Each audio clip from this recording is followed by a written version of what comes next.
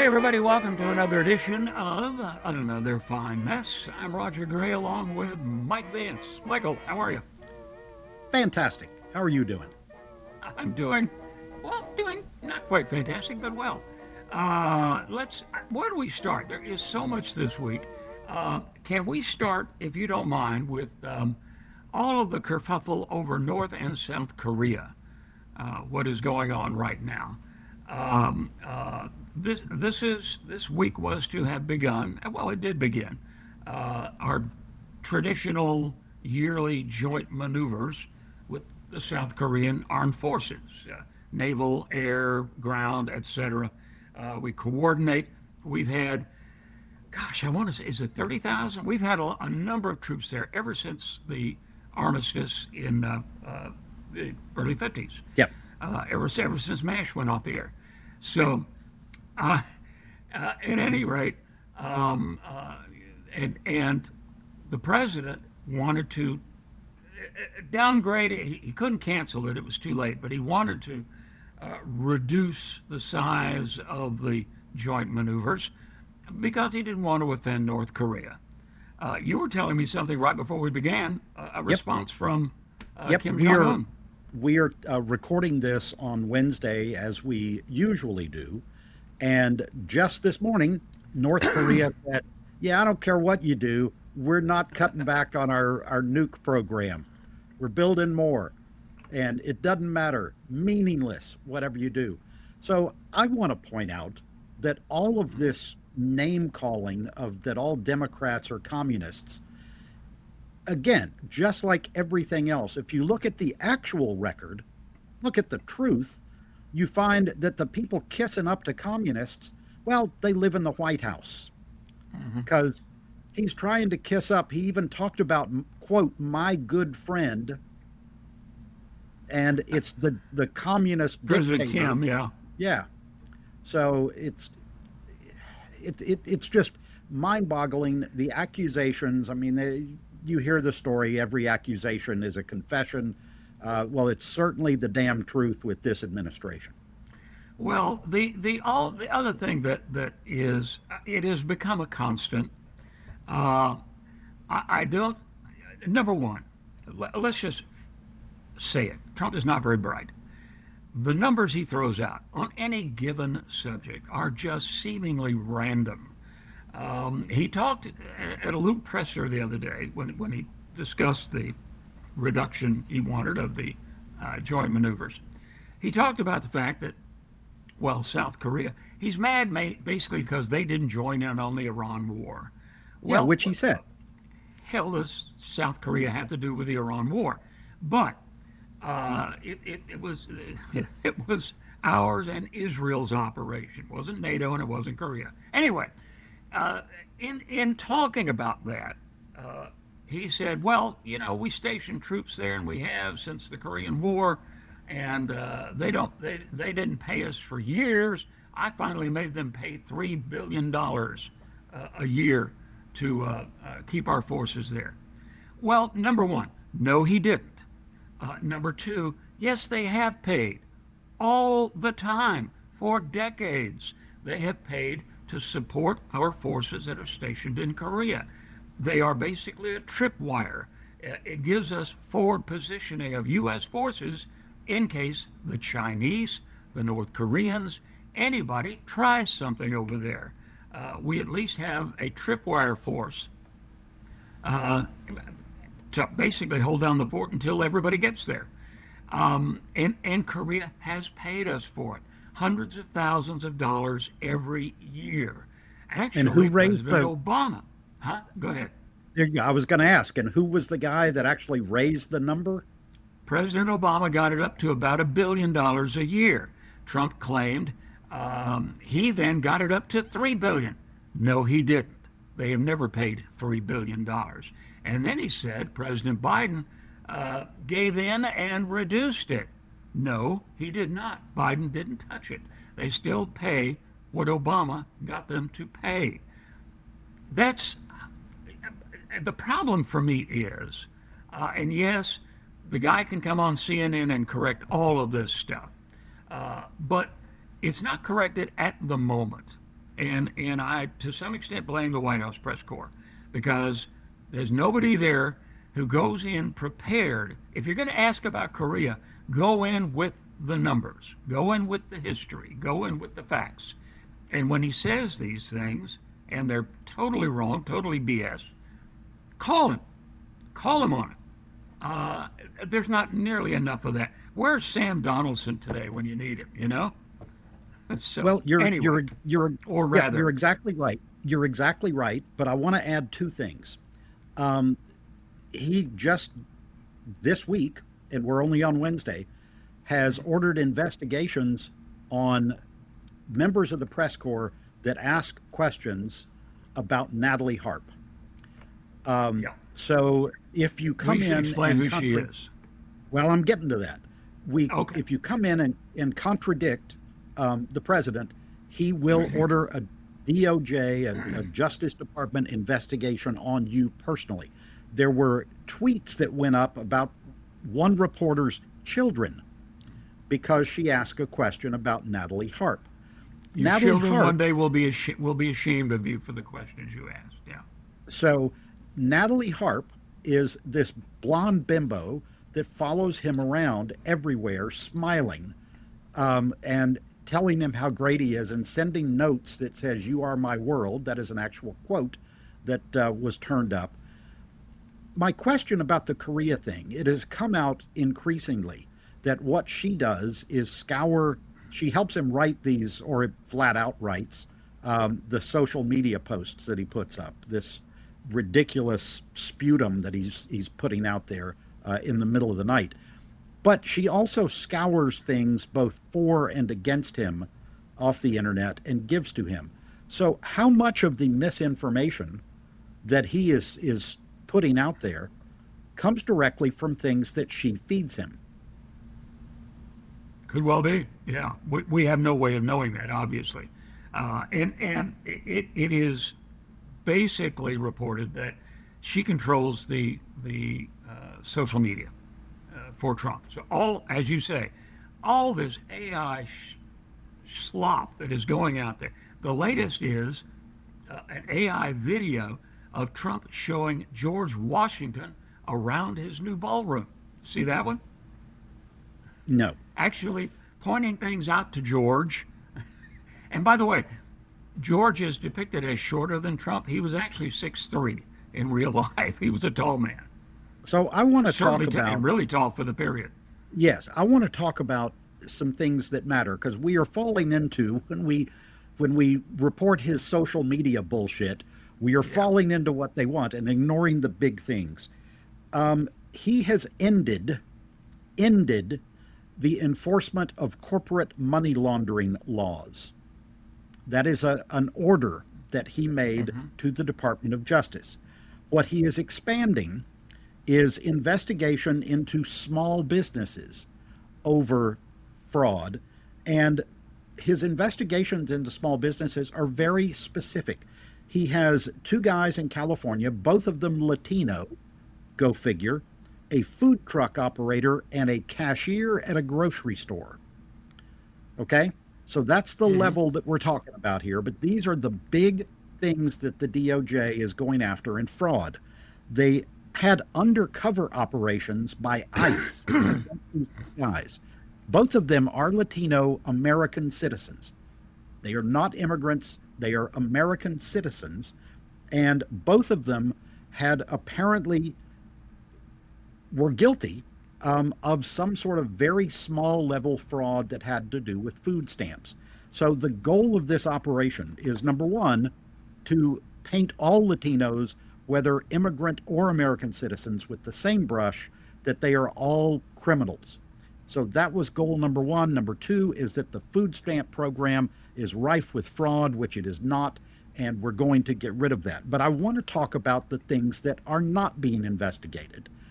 He canceled all corporate fraud investigations. He has pardoned a guy 20-year sentence that he got for Medicare fraud. Pardoned. Todd and Julie Chrisley, that were doing some sort of lame-ass reality show. pardoned them for bank fraud, wire fraud, and tax evasion. Lawrence Duran, a healthcare company owner, was sentenced to 50 years. And multi-million dollar Medicare fraud is what he had done, and he was pardoned by Trump. Joseph Schwartz, a nursing home owner who was sentenced for fraud, pardoned by Trump. So that's to say nothing about all of these crypto bros that he has pardoned and everything else that he is doing. So all you have to do is literally bribe him, literally send him money, and you get a pardon.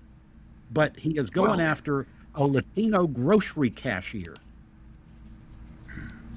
Right. Well, and if you want to go after Medicare fraud, the biggest fraud in history, biggest fraud judgment in the history of Medicare was by a sitting United States senator now from Florida. So, yeah. That's Rick Scott, a Republican senator. So we want to be clear about that. Physician Hill myself in this particular case. Well, and on top of that, we found out Trump is suing because he claims he was, the phrase now is debanked years ago. Basically, a lot of banks said, here, take your money. We don't want to have your account anymore. He sued because he said it was because of my politics. No, they said it was because we suspected money laundering. That has come out in that particular lawsuit. And as that goes on, the word is now that the Trump sons, Uday and Qusay, are applying for a bank charter. They're applying for approval to turn their crypto business into an actual bank. These are people who are not allowed to even run a charity anymore in the state of New York. That's where we are. You talk about the family enriching itself. How tough do you think it's going to be to get that charter out of the federal government? Probably not very. The money laundering thing is just, it stinks to high heaven. And it apparently is going to continue with the boys. So, well, there you go. This brings us back. I know this is a roundabout way of getting there, but you said flat out that Hiroshito is not very smart. So to put it in more street parlance, he is an orange dumbass. However, we should talk about some of the people that are still supporting him, that 30% that keep showing up in the polls. NASA had to issue a statement that they did not cause the Earth to lose gravity for 7 seconds. So, because evidently there was a mass number of people around the country that thought that they had suddenly floated up off the ground. I have no idea how that accusation came to be. Mm-hmm. But there have been, your Facebook profile is public. So people have been coming on there and basically just going, well, that's not true. Well, challenging all we the do stuff say on here. Yeah, what we talk about on here is true. It's backed by fact. That's why we're doing this thing in the first place. Mm-hmm. So I got a lot of we got a lot of response to one of our reels, and for those that don't know, we do the long version here, but we also chop it up by topics, and they will be posted on YouTube and Facebook and all that sort of thing, Reddit, throughout the following week. So you'll hear us, jabbering about this and that and the other. But as you pointed out last week, it is, we hope, informed jabbering. But some of the responses I got, Mike, to some of the reels, one of them was about the vaccines we discussed last week. This idiotic vaccine mandate or removal of mandates that they're conducting under RFK.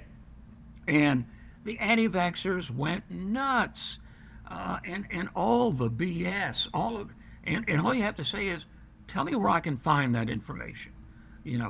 Where did you get these statistics that, what we saw it this week, and even our own Rafael Cruz, Senator Cruz, joined in on this, that 82% of women had miscarriages who got the COVID shot?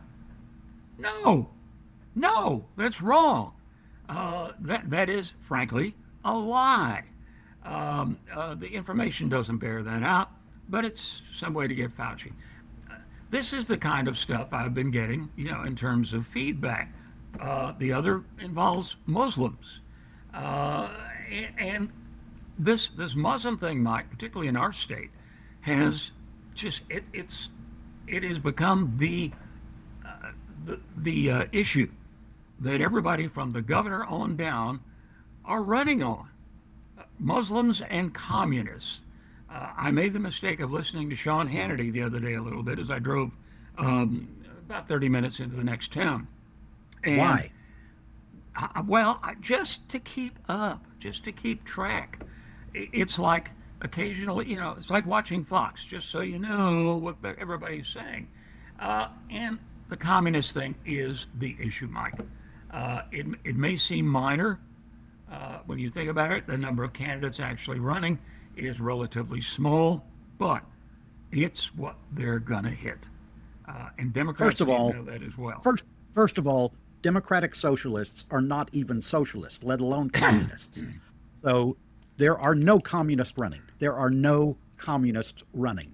But it doesn't matter, Mike. If the word socialist is in your name, that's all some people need to hear. Let's be honest. Well, I mean, we're not talking. But the nation's voters are not a whole bunch of Harvarders, and neither are we, for that matter. But I know the difference between communism, socialism, and a social democratic government. They always mention Venezuela or Chile. They never mention Norway or Sweden. That's the part I find delicious. Well, again, the guy that is kissing up to the communist right now is the president of the United States. The guy that is kissing up to the Muslims right now is the president of the United States and the governor of Texas. So you want to talk about where the Muslim influence actually is. It's all on the Republican side of the aisle. If you talk about the money, it's the oil business. It is, like everything else, follow the money. The Saudis are Trump's closest friends. And you had something that you wanted to talk about with Greg Abbott, the absolutely duplicitous governor of Texas. Greg Abbott's single largest contributor, not just now, but over the years, has been a practicing Muslim. S. Javed Anwar. He is president of a big oil company. I think it's Midland Oil. And he's a big supporter of Greg Abbott. So when you hear all of this Sharia law is coming business, remember, it's being funded by a Muslim in large part, which is fine, by the way. I don't care. I don't care who your funders are. I think we do need to get corporate money out of politics. But yeah, if some rich guy wants to give you some money, okay. They give Democrats money too. But don't be such a damned hypocrite about it. And don't be such a damned bigot about it. That's essentially what this is all about. Scaring all those scary Muslims who pray differently are coming to take over your state. Before you know it, they're going to be using Arabic numerals in schools, for crying out loud. Well, you mentioned something. You mentioned something just now that's of interest. That this guy, the Muslim guy you're talking about, owns a Midland Oil Company. One of the things that not just Texas, but Republican-led states around the country have gone into of late, the last 2-3 years, is banning foreign ownership of land and stopping non-Americans from buying property. That was aimed primarily at the Chinese, that they were thinking a couple of years ago that the Chinese were trying to overtake the United States. So you're talking about, that's a very good point that you made just in passing, and that is that the Arab oil investment in Texas and the rest of the United States is astronomical. The debt that we just propped up the Japanese currency because we were afraid that they would start selling off American debt that they own. So the idea that you need this racist bullshit that is coming out of the Republican Party, and xenophobia that is coming out against everybody who is not a native-born American. Look at where the money is. Look at where the money is. Oh yeah, well, the president's new airplane from the Emir of Qatar. So, yeah. I mean, this is a new version of the yellow peril, and I am loath to make Nazi references, but it helps to find some group that we can all hate. That's a wonderful issue to campaign on in terms of finding success. It seems to work a distressing number of times. So that's where we are with this. The Muslim population in Texas is very small. I have friends. You have friends. They're good Americans. I mean, they're not out to do anything but make money, to be quite honest. So it's 2% of the population in Texas, and much higher. Michigan, of course, has the largest Muslim population in the United States of any state. But it's also there are also attacks against Hindus. So keep in mind, it is everybody who is not a Protestant, native-born American. And you mentioned the Nazis, but I think the bigger simile, the bigger metaphor here is to go back to the way Jim Crow operated. And that was with billionaires telling poor people that it was these other poor people that were really hurting them, not the billionaires. It's the white poor people. Well, you're being hurt by the black poor people. So, it's in my mind, it's much more of that. well, you're the biggest fan. Tell us the famous Lyndon Johnson line Well, they're, about if you could convince oh, yeah. the lowest white man that he is higher than the highest black man, you can pick it. He'll let you pick. You can pick his pocket. As a matter of fact, he'll give you the money. Yeah. No, that's exactly true. 'Cause, Lyndon knew I how mean, that worked, and sadly, that's how it worked in the South for a long time. well, Rob for a still long does, time, actually. you mean still? I think the term is, you mean, I amended myself at the very end there. yeah. So yeah, this is nonsense, and it's despicable nonsense. It's nonsense that should be beneath us, but sadly is not. And that's Mike. That's a lot of the response I got to our reels on my Facebook page. I made it public. You can yell at me if you want. Feel free. I might learn something, but I didn't learn something from the anti-vaxxers and the anti-Muslim people. No. As a matter of fact, I had to refer them to a few pieces of information. So I unfriended a guy. Not a, and this is somebody. All of my Facebook friends are people that I know personally, and there are a lot of them because I've done a lot of different things in life. So there are people Yeah. from the comedy world and the normal high school and college people and the history world and all of that. But one of my longtime comic friends went on a rant about that Muslims were no good. And this is a guy from Ohio originally, or upstate New York, somewhere in that region of the country. So he's gone from my Facebook feed. So this is not Well, not a southern thing at all. well, and I'll tell you, Mike. Obviously I worked in broadcasting for just hung that up 56 years. I worked in radio and television, and through Facebook, a lot of my old friends from the business, from the news business, and people like to talk about the liberal media. I'll be honest, Mike, I have been amazed as all of us hang it up, retire, and a lot of them feel very free now to say what they really think. It has been a little mind-boggling to me. I knew some were Some were more liberal than I was, some were more conservative than I was. I have been amazed at the virulence in some of their beliefs. And anyway, but it also tells me that they spent an entire career hiding that, Yeah. looking past that. We all tried to do that. It's impossible to do it completely.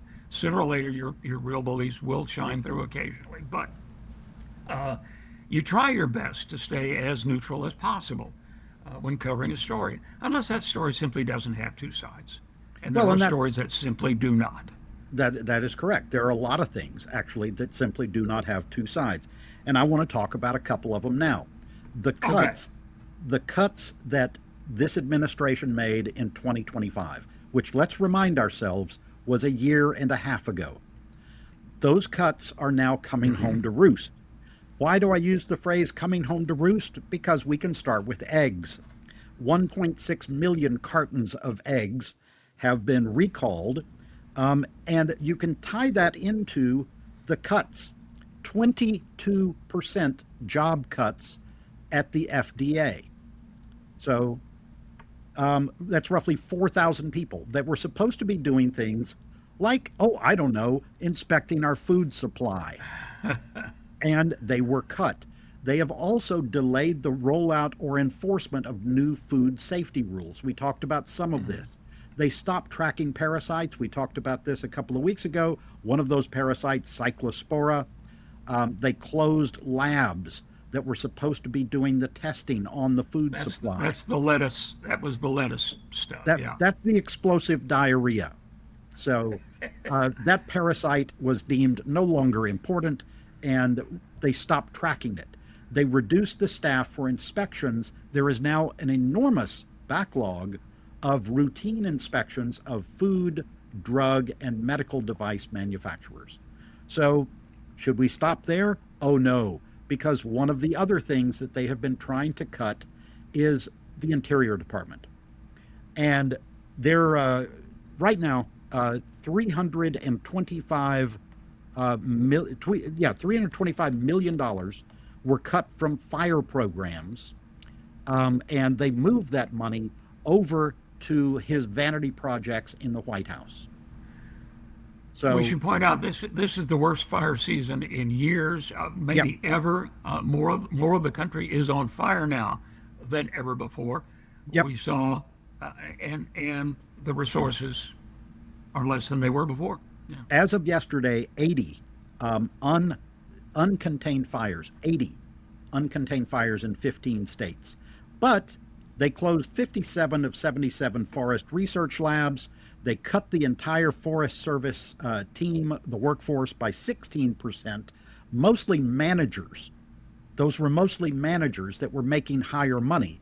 So the fire teams that they're sending out there have no managers to tell them what to do and how to run the fire responses. Meanwhile, more than 1 million acres have burned so far, and we are halfway through August. And they're They eliminating also, they're eliminating the roadless rules into a lot of yes, they national are. forests, and that means there will be commercial timber harvesting in there. So Doug Borgham is the guy, or Burgum, or whatever the hell his name is, who was Burgum, the yeah. former governor of North Dakota. That's the guy running the Interior Department. And A billionaire. yes, a billionaire. He is also the dude behind the arrests over the reflecting pool. That was his idea that he apparently convinced the administration to go along with. But he has lost thousands of staffers, not only through cuts, but through resignations. There was a 20-year-old lawyer, and I just love this quote. I'm sorry, not 20-year-old, a 20-year career lawyer at the Department of Interior that resigned because he was not going to work for this buffoon. Quote, Burgum combines arrogance with an utter lack of curiosity and humiliation and humility, end quote. And he added he has a total disdain for the rank and file. He also routinely has shredded official documents, and they used the Signal app which is the app the Pentagon Hegseth got in trouble with because the messages disappear right away. Um, the Interior Well, and the Department has messages been, aren't they aren't encrypted. Yeah. yeah. So, but the Interior Department has been using that even for scheduling, even for stuff like, okay, I need the two of you in my office, and then the message disappears and there is no paper trail. So this all, of course, goes against any number of laws that are, Official Records Act. Yeah. yes. Well, beyond that, you can't destroy things. You have to maintain these records. You have to keep them in the first place. So he has people quitting right and left because he is just a toxic individual running this department. And he is the guy who is responsible for also destroying the national forests and the national parks, and apparently blaming Olympic canoers for the damage at the reflecting pool. Well, you know, errant Olympians are a growing menace. Let's be honest here. No, that obviously the reflecting pool fiasco. I wrote about this week, Mike. What is bubbling under the surface here is also the fact that we are spending ourselves silly. Our national debt reached $40 trillion this week. We finally hit the $40 trillion mark. And for comparison, this is what I wrote about. In 2000, just 26 years ago, between the Revolutionary War and the year 2000, the end of the Clinton administration, the beginning of the Bush administration, in 2000, our national debt was 5.6 trillion. It is now 40 trillion. We have added 34 trillion dollars to the national debt in just 26 years. When we only made, added a little over 5 in 200 years. That is astonishing mismanagement, astonishing irresponsibility. I'm not going to blame this all on Trump, although his his first 4 years, and so far in this term, has the highest accumulation of debt for Yeah, any by one administration. by a long shot. By a Yeah. long shot. He has ballooned the debt just in the last year and a half. We are now up to paying $1.2 trillion in interest every year. More than the defense budget. Yes, one We point. pay more Yep. in it. We're just paying the float on our big MasterCard bill. You know, that's all we're Well, doing. We're paying the minimum. and here's the thing. See, that debt is owned by people, and it's the whole U.S. Treasury bond thing. That is people financing the debt of the United States.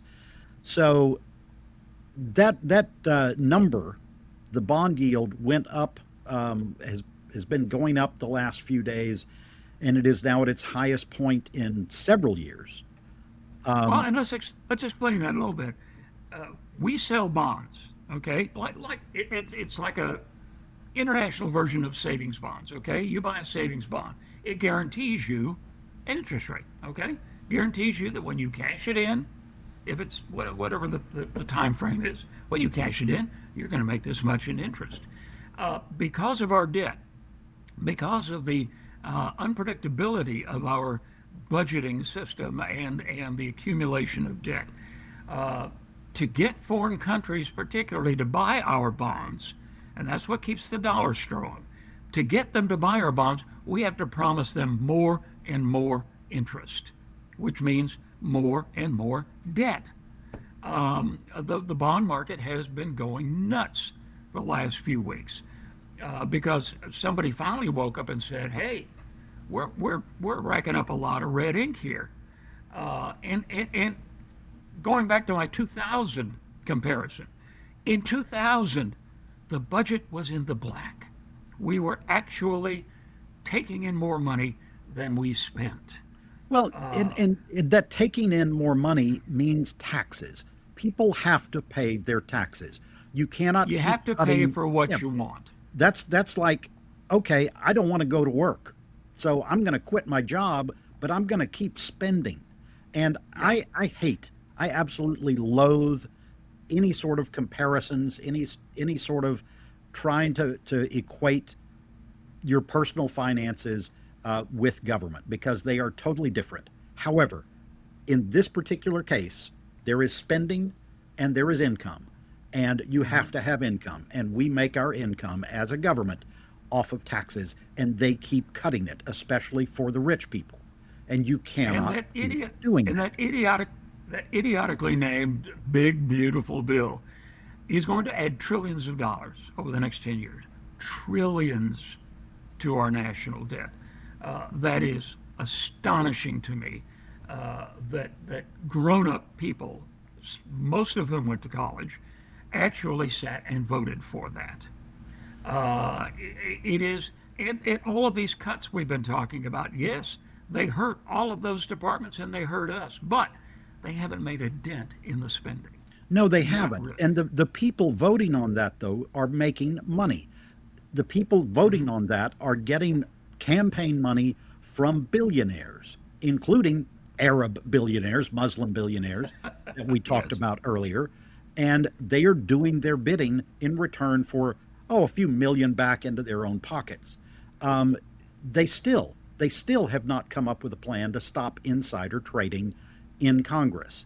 And that Congress should not be allowed to buy and sell individual stocks, period. Period. And yet they are still doing it, and they are doing it with advanced knowledge of things that will put money into their personal pockets. So they don't care. They're making money. There are people on record over the Iran war that have said, when they thought nobody was listening, oh, this is going to make us rich. We're going to make so much money off this. We have heard that from the people involved here. So, the fact that they know what this is going to cause 10 years down the road. They know what this is going to cause next year. They're Back they're when doing fine. back when I was still on the air doing news, I interviewed a congressman up in East Texas, Nathaniel Moran, I'll say his name. And the big, beautiful bill had just passed. And I reminded him of how much debt it will accumulate. His argument is the argument that's been made ever since Reagan, and that is, well, but it will spur enough business that the income, the tax income we get from that will more than make up for anything the bill cuts. No, it does not. It did not. It will not. It never has. I asked him, when has that ever happened? Trickle down in the way they describe it, the supply side economics doesn't work. Yes, there might well be some business incentives there to get people to invest, but it's never enough to make up for what you took out, Yeah, what you took out of the it's a national income. it's a Never flat enough. it's a flat lie, and Yeah. nothing else. You want evidence of that? Look at the $40 trillion debt. That's Yeah. the evidence of that. It doesn't And work. yes, we had a recession and we had a pandemic, and that's going to hit you hard, no doubt about it. But we climbed out of both of those, and when you get a raise, you fix the roof. You don't go buy a boat. If I can go back to personal finances, Well, and you have to be responsible. there's a good reason why other countries are not experiencing, and some of them are, but why many other countries are doing better economically than the United States is right now, and that is because they are not spending all of their money fighting foreign wars, which the Iran war is hurting the global economy, but it is really taking a major impact on the American economy. And you can't keep doing that. I mean, he is doing every single thing wrong when it comes to our economic health as a nation. Well, and it's also there are a lot of idiotic statements being thrown out. Surprise, surprise. We're going to make the Strait of Hormuz a U.S. territory. No, we're not. We can't do that. It's not legal. It's against international law and our law. No, it's only 12 miles across. That's international. That's not international waters. That's within the territorial waters of probably both Iran and Oman. So please just stop that nonsense. Speaking of See, Oman, Oman is one of our major allies over there, and he threatened to bomb them. He yeah, said that if they work out a deal without helping the United States, that he will bomb them. And I looked up some numbers here, Raj, because this is, and some of it surprised me. Our relationship with Oman goes back 230 years. The first American merchant ship was allowed to call in 1790 in Oman. The formal recognition, the formal ties between our two governments started in 1833. So just shy of 200 years that we have yeah, had strategic military and diplomatic relations with them. The first Arab emissary that ever came to the United States. There were other countries that had recognized us. yeah. And more on that in just a second. But the first ever Arab emissary to the United States was an Omani who came here in 1840. But do you know, this is a little bit of trivia that I had seen before and had kind of forgotten. Do you know who the first country that recognized the revolutionary government of the United States? I'm gonna guess Oman, but Nope, it was not. It was Morocco. ah, So more than half a those year. damn Barbary pirates. Yeah, Yeah. So you hear about well, that was mostly the modern day Tunisia, I think, but yeah, you also I see. recognize. But France, most people would answer France to that because France was a big supporter, and they did recognize the government in 1778. The Moroccans were the first, and that happened in 1777, about a year after our Declaration of Independence. So those damn Muslims again, Roger, were the I first know, I know, were the I know. first to recognize the independence of the United States. Mike, we've been palavering for more than our full time. Can we get a weird historical fact to wrap this thing up? Oh, yes, you can. Yes, you can. And I did not get to use the phrase that the people that are coming in and arguing about vaccines and anti-Muslims are dumber than a bag of hair. But I want to talk about bags of hair. Okay. So, did you know that the Library of Congress has a very large hair collection? And I'm not talking about the kind that, like, when I go there to read something, that my dogs have coated me in hair that inadvertently falls off. They have hair from both famous people and non-famous people. They have locks of hair from James Madison, Ulysses S. Grant, Walt Whitman. They paid the part of this ended up in the Library of Congress, but there are people that collect locks of celebrity hair. So, and some of them have ended up donated to, and I collect stuff, but not Yeah. random celebrity hair. But that is Hair. apparently an actual hobby. There's some of Beethoven's hair that is in the Library of Congress that was purchased originally at auction for 8 grand, just to put a little bit of a monetary number on that. But I looked up, I wanted to know what is the most expensive celebrity hair. Yeah. And, and this goes back to the communists. Che Guevara, a lock of his hair in 1967 sold for $119,000. If you look at cumulative, it's Elvis hair. There was Oh. one lock of Elvis hair sold in 2002 for 115,000, and another one in 2021 for 72.5 thousand. John Lennon, $35,000 for a lock of his hair. Mozart, 52,000. Michael Jackson, 100,000. So you see where that's going. Meanwhile, Lincoln, a bargain, a lock of Lincoln hair for $38,000. Wow. Well, let me close with what I humbly think was one of my better ad libs on the radio. Years ago, there was a Houston politician who wore a very obvious toupee, and one of his opponents accused him of using drugs, and he offered, "Let's both take a drug test. Let's both take a lock of our hair and we'll have it tested and see if you're clean, in the drug area. And I announced what I said was the actual results of the test, and it turns out this particular politician had apparently been sniffing rayon. So there we go. Come on, Mike, I was proud of that. Okay. Thank you, Michael. Appreciate that. Thank all of you. This will be up where you get a podcast. We're going to have reels up. There will be an audio version, right? Michael, you handle that side of it. Yes, and do listen to the entire long version and share the word. Even if we piss you off, share the word and go, boy, you won't believe the truth that these people are spewing. That ruins my entire worldview. If that's your advertisement, just share. We're Right looking there. for those numbers. We need the numbers. You know what, Mike?